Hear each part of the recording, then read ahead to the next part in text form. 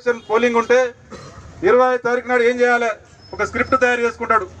ఓనాడు పోలీసుల మీదకి పోవాలి, ఓనాడు మూర్చపోవాలి, ఓనాడు అడ్డం పడాలి, ఓనాడు ఇంకోటి చేయాలి. ఇవన్నీ సోషల్ మీడియాలో పెట్టాలి, తిప్పుతా ఉండాలి. ఈ బీపీ పడిపోవాలి, లేకపోతే ఇంకోటి పడిపోవాలి.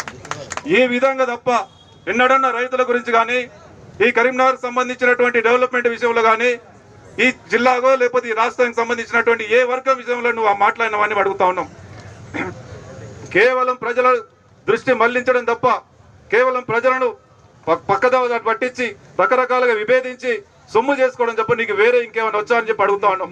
నీకు సిగ్గు అనిపిస్తలేదా? రాష్ట్రంలో ప్రజలు మరి బాధపడుతూ ఉంటే ఈరోజు మరి మా పరిస్థితి ఏంది? మేము మార్కెట్ కమిటీకి పోయి మరి మేము వడ్లు అమ్ముకునే పరిస్థితి లేదు. మరి దళారులు వచ్చి మమ్మల్ని దోహం చేసేటువంటి అవకాశం ఉంది. దీని సంగతి ఏందని చెప్తే దాని గురించి పట్టించుకోకుండా ప్రజలను ఏ విధంగా మోసం చేయాలి, ఏ విధంగా పక్కదారి పట్టే ఆలోచన చేస్తున్నట్టు బండి సంజయ్కి ఈ వేదిక ద్వారా ఒకటే చెప్తా ఉన్నాం. నీకు చేతనైతే నువ్వు నిజంగా రాష్ట్ర అధ్యక్షునిగా కొనసాగే అర్హత నీకుంటే నువ్వు ఈ రైతుల గురించి పోరాటం చేయి. నీ కేంద్ర మెడలు వంచు, నువ్వు మాట్లాడు. మేము తిరగలేకపోతున్నాం, మేము ముఖం చూపించలేకపోతున్నాం అని చెప్పి మీ కేంద్ర ప్రభుత్వం నువ్వు ప్రభుత్వంలో భాగస్వామ్య ఎంపీగా ఉన్నావు కదా, రాష్ట్ర అధ్యక్షుడు ఉన్నావు కదా, నీ గలం విప్పు అని చెప్పి ఈ సందర్భంగా కోరుతా ఉన్నాం. అదేవిధంగా ఇదే జిల్లా నుంచి ఇక్కడ నుంచి